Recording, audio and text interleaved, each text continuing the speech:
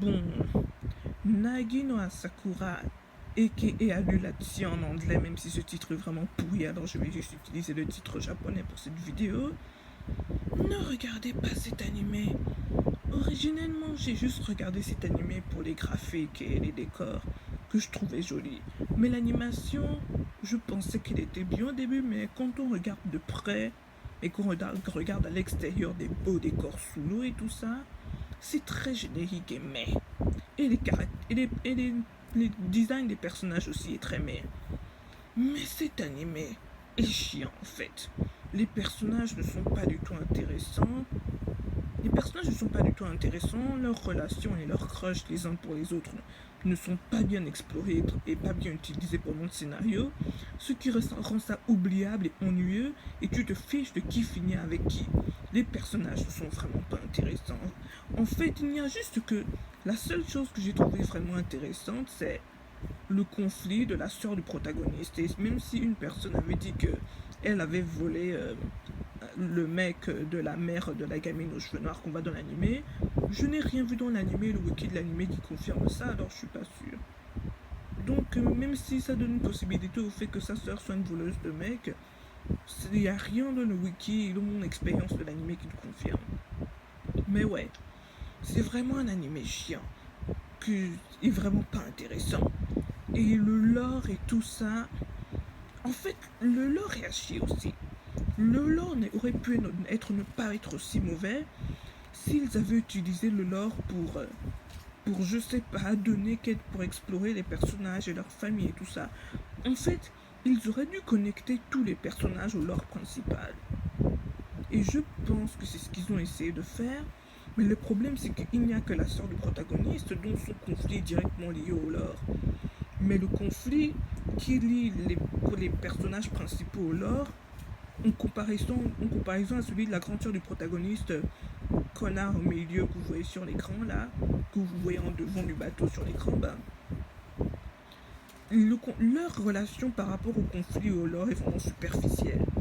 Juste cliché de Roméo et Juliette avec les gens de la surface et les gens de la mer et tout.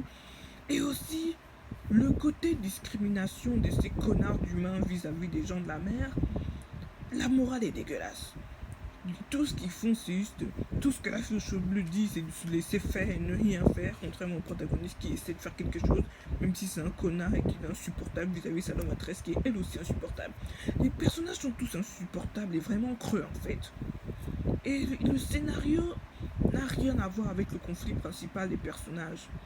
Et le pire, c'est que le conflit principal des personnages, c'est leur crush débile. Mais c'est vraiment. Les personnages ne sont pas intéressants. Le crush et la raison de leur crush n'est vraiment pas bien exploré, n'est vraiment pas bien expliqué. C'est juste là en fait. Et c'est chiant. Et aussi en fait tous les éléments qu'ils rajoutent dans l'animé ne font rien pour le rendre plus intéressant. Et le rendre encore plus creux et non mémorable. Et c'est peut-être mon opinion à moi, mais je m'en fiche, c'est ma vidéo. Mais l'opening et le ending aussi sont pas du tout mémorables et sont même quasiment ennuyeux, tout comme cet animé, on se fait chier en fait quand on regarde cet animé. La seule chose que j'ai tirée de cet animé, c'est que j'ai trouvé un animé dont je peux me servir pour les fonds d'écran au moins. Et c'est tout. Je pense que c'est, en fait, c'est une bonne manière de dire l'impact que cet animé a eu sur moi. Juste un fond d'écran que j'utilise une fois le décor de l'animé et je l'utilise en fond d'écran et c'est tout. Mais à part ça, rien de mémorable dans l'animé. Et oui, je sais qu'il y a eu cette partie du timeskip de lorsque ces 5 gamines connasses insupportables de la première partie sont devenues plus vieilles, mais encore une fois, et du coup que leur relation avec les protagonistes peuvent enfin être possible, que les protagonistes eux n'ont pas vieilli, Burke. Mais ça n'a rien changé. Ils ajoutent des tonnes de nouveaux éléments qui nous jettent à la figure pour nous donner la fausse impression que ça progresse alors que non. Et je n'aime pas le fait que la fille aux cheveux bleus que vous voyez sur l'écran finisse avec le gars là, le émo pas très intéressant que vous voyez tout au fond du bateau là, à côté de celui qui a les cheveux brun pâle, je sais pas. Mais sa relation avec la fille aux cheveux bleus là n'est vraiment pas intéressante. Et je n'arrivais pas à supporter ces connasses dont le protagoniste est amoureux. que vous voyez à côté du protagoniste qui est à l'avant du bateau, là, elle a le cheveu marron. Je n'arrivais pas à la supporter, mais j'aimais bien sa dynamique avec le gars que vous voyez au fond du bateau, là. Je trouvais ça mignon de temps en temps. Alors que je n'arrivais pas à supporter sa dynamique avec le protagoniste qui était tout le temps un connard avec elle. Et ça m'énerve quand est-ce que tu as un personnage qui est un connard avec quelqu'un qu'il aime et que les autres personnages disent à la personne qui se font traiter comme de la merde par des personnes qui sont supposées les aimer de juste les laisser faire. C'est dégueulasse comme morale, c'est vraiment de la merde. Morale de merde, personnage de merde, c'est d'un ennui, de beaux fonds d'écran, de beaux décors et c'est tout. Donc ouais, vraiment pas du tout mémorable.